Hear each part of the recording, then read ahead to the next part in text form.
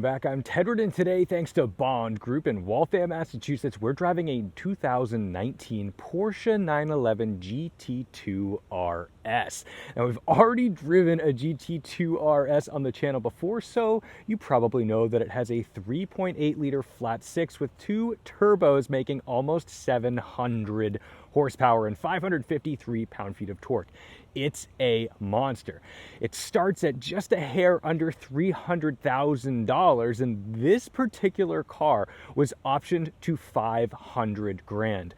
Not about 500 grand, it actually hits the mark, because obviously it has the Y-Sock package. They almost all do. That adds 18 grand. These particular wheels add $13,000. The paint color is PTS, which is just under $13,000.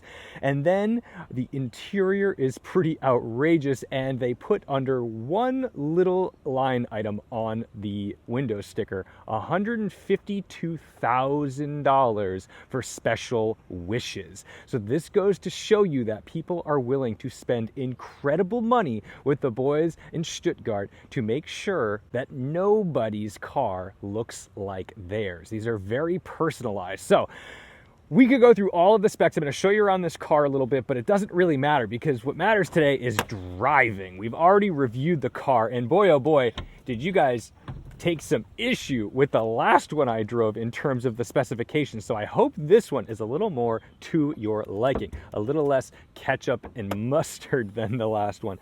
Under here, you start to see, like, man, we went all out with leather inside here. And then down here, you've got your GT2 RS only distilled water tank. It's carbon fiber, of course, and a little leather first aid kit, amongst my things that I've covered and made nice and soft, so nothing gets scratched in here.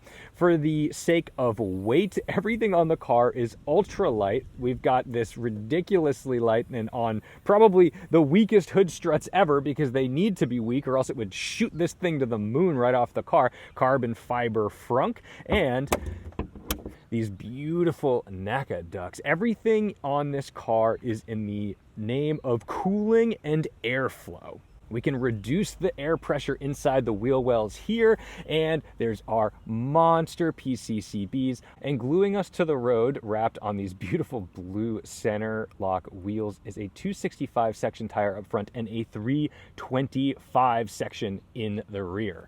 Around back, mounted to these monster uprights, is our beautiful carbon wing and these great paint matched end plates. And then we can open this, no hood struts on this. This actually clicks up right there, and you get to see nothing, but that's okay. It tells you you are in a GT2 RS on these cute little twin electric fans. Everything that you're going to do maintenance-wise is going to happen from the bottom up. Down here, this looks like a beautiful carbon composite, something that we started to see on the Performantes back in the day. To close, you just knock that down, and there you go. Carbon fiber with our Porsche here. But enough chit chat. Today is about driving. I want to put some more miles on a GT2 RS and log my personal odometer in one of these, because man, oh man, are they special. But they don't sound quite as good as the 3RS, because this isn't a 9,000 RPM engine, but it is ultra potent. To get it started up, we've got our Porsche-shaped key. I assume this is the spare, because at $500,000, there must be a paint match key to go with this car. In here, on the left,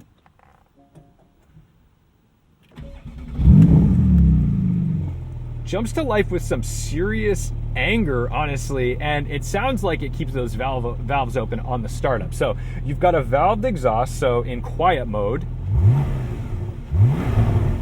but ultra light flywheel. You can tell how rev happy this thing is. But we'll open the valves instantly.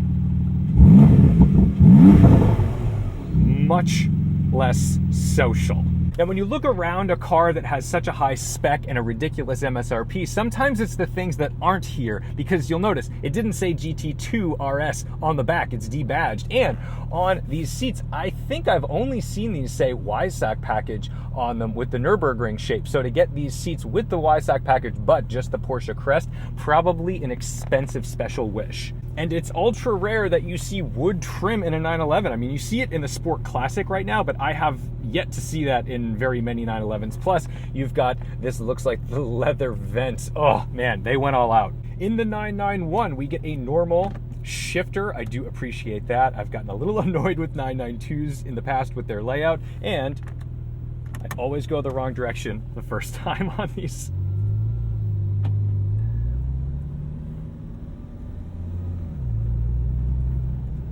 Now, I'm pretty grateful that this car was optioned with the nose lift. I believe that's a $1,300 or an $1,800 option down here. That just makes it so safe to get in and out of parking lots because you can pop that nose lift up and it makes it so you're not destroying the front of the car every time you need to get gas somewhere. So let's see how this thing gets off the line. We're gonna wait for that traffic to come up, and then PDK in sport, we'll throw the suspension in sport, we'll put our exhaust in sport, and once he passes, we're going for it.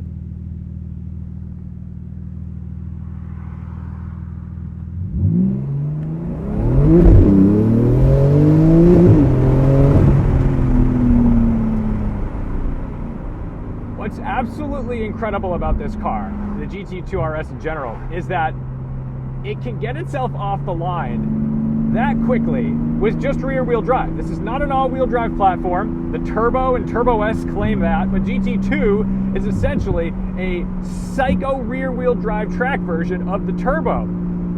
And it blows my mind every time this thing hooks up. Rear engine does the job. Let's do that one more time. I'm not doing launch control, I'm just leaning into it.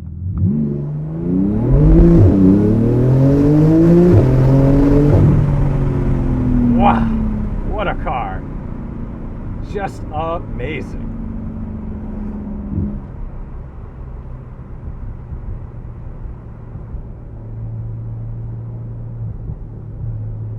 Now, if we knock the sport suspension off, it certainly isn't soft by any stretch of the imagination. This never becomes a luxury car, despite all the leather.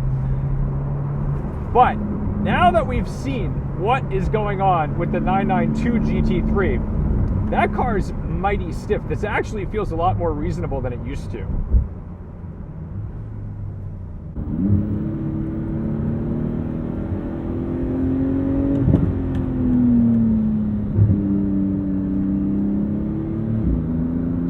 Some cars, you can go and drive pretty hard on some little back roads. This is not one of those cars, because the thing is, if you drive this hard, you will be going 1,000,000 miles per hour. Here's a speed bump. We're going to use our expensive nose lift to save us here, and hopefully this guy doesn't hit us. That's always a lovely feeling. Now, unlike the GT3, this thing is all about torque. There's very little torque in the GT3, and you got to get those revs up. The things you can do down low in this car are pretty magical.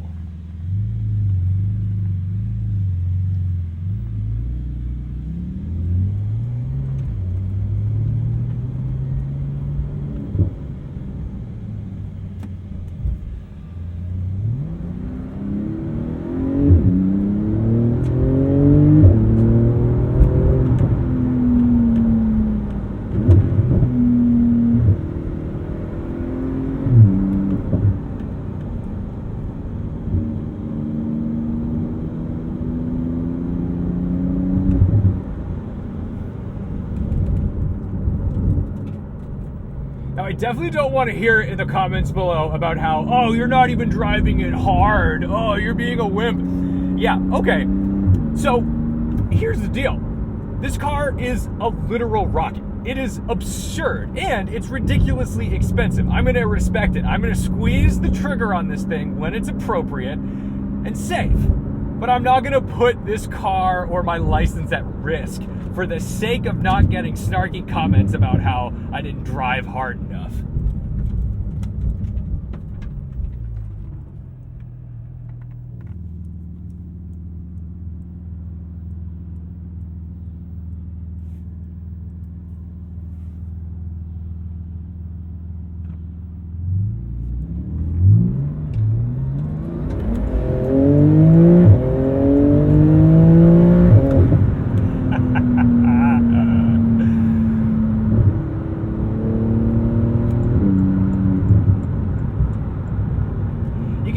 slither just a little bit, but it just lays it down. And part of that is definitely like some miraculous traction control that Porsche is setting up with their software, because this should just kill you. I mean, if a 930 turbo was a widowmaker, this should just be like a suicide machine, but it's not, because technology.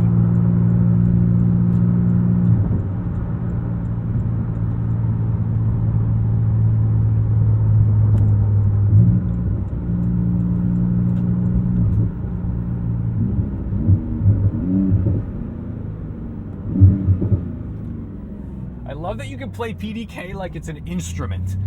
There's something really cool about that. You know, there's always going to be the comment or two that, oh, automatic, I don't even want it. Good, stay away.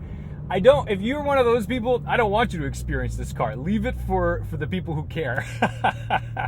Leave it for the people who get it. Now, I don't feel like I'm being neutered when I get on the highway and I, don't have an open space, but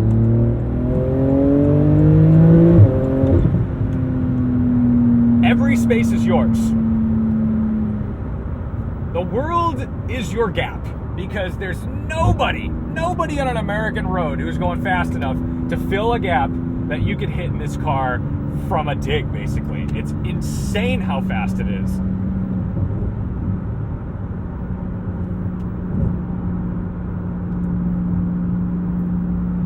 And I can't overstate how shockingly easy this car is to drive, because I just got out of a Roma the other day, and hey, maybe the tires were a little shot, but that thing was a squirrely rear end. It required some legitimate thought before you even went near that throttle.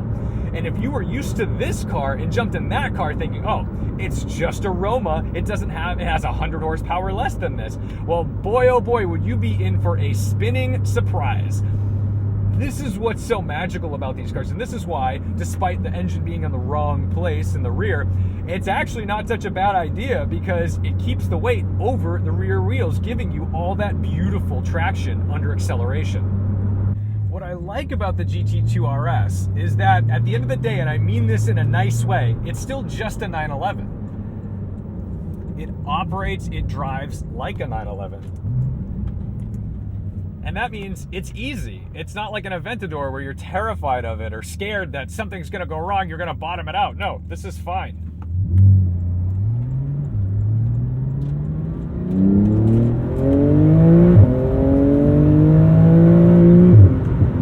I'm just gonna back off, because if I go flat out through here, we're gonna be entering the highway at such a, I mean, that's like a couple of seconds. But when this guy gets out of my way,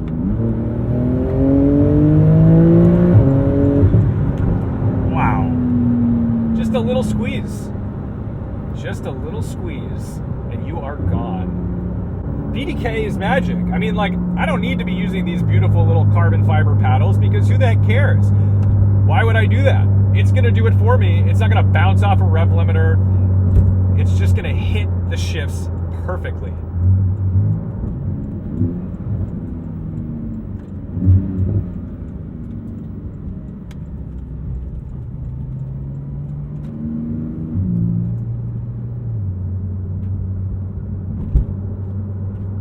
The suspension on this car, when you get under it, is absurd. You've got carbon fiber sway bars and like all kinds of crazy magic under there that is lightweight and stiff. And you start to really appreciate some of the technology that goes into these cars, allowing them to be Nürburgring lap record holders, as well as fully legal street cars that aren't teeth-chattering and horrible to drive. I mean, I hope you recognize how rare that is, how hard that is to do, because most cars that can accomplish what this does on a racetrack are almost instantaneously not fun on a street drive. You think they're fun. You're like, oh, we're geared up to drive this thing. You get out on the street, and 10 minutes later, you regret your decision to even take it to the car show. Not in this. Oh, shoot. Did they just paint these?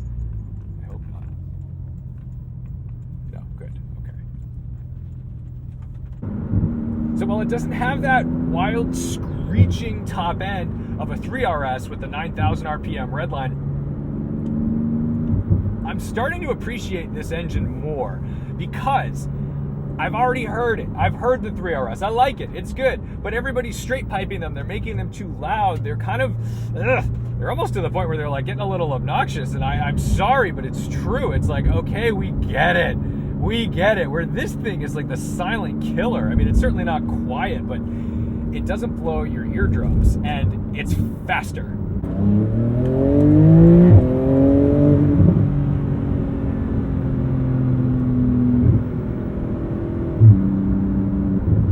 Just as respectful to pass people at wide open throttle in this car, it feels.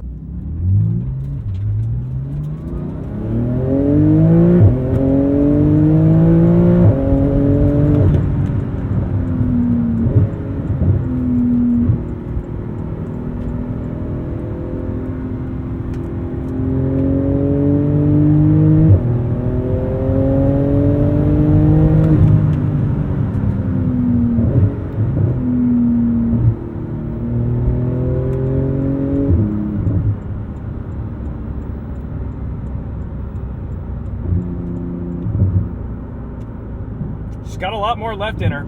That's the gentle version. So, holy crap. Love the 2RS. Just incredible. Just incredible. What a car. Thank you guys so much for watching, liking, commenting, and subscribing. Thanks to the Patreon supporters. Thanks to those of you who go on the Shopify store and pick up stickers and t-shirts and help support the channel and help put fuel in the cars. Thanks to Bond Group for throwing the keys to this thing, this monster. And yeah, don't forget to respect the drive, no matter what you're driving. Driving a Mini Cooper, driving a 2RS, driving a Corolla. Get the job done. Don't crash. Don't be disrespectful. We'll see you in the next one.